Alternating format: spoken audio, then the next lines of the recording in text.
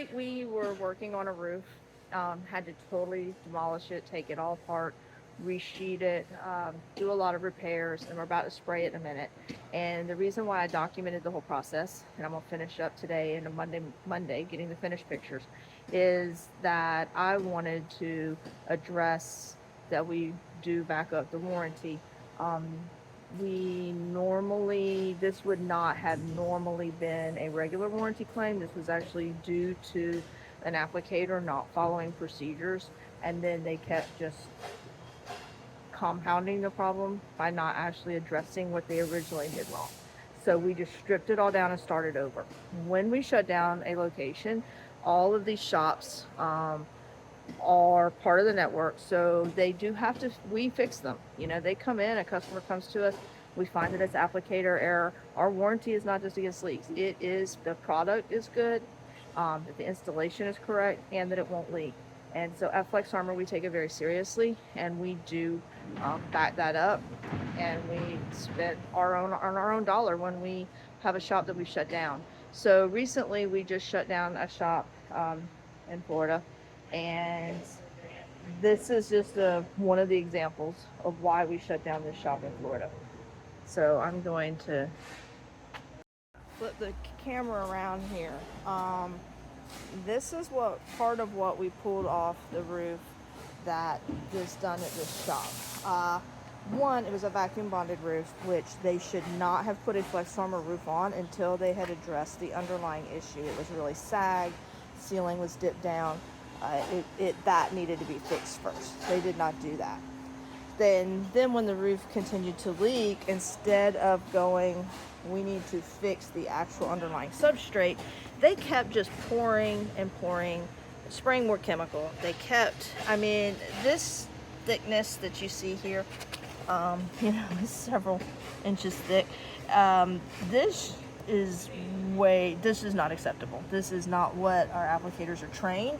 This is not what they're taught to do. And I mean, it was just atrocious. They tried to fill in, there was huge mounds, none of the underneath. So we terminated this applicator actually before this one even came in, but this was one of several that had been an issue the last couple of years. Like I said, this is just ridiculous. It's supposed to be 3/16 of an inch. There's a lot of reason why thicker's not better, but they just compounded bad workmanship to the start and just kept making it worse. So we highlighted this whole week. We wanted to put it out there that we know that there's bad applicators, that we know there can be issues, but that we do back it up and fix them and terminate those locations as soon as we have determined they're unsalvageable. We have had issues in the past where a shop has struggled with poor performing employees, but they fixed the situation, they got new staff, they retrained, and were able to correct that problem and start putting back out quality roofs that were up to FlexArmor standard.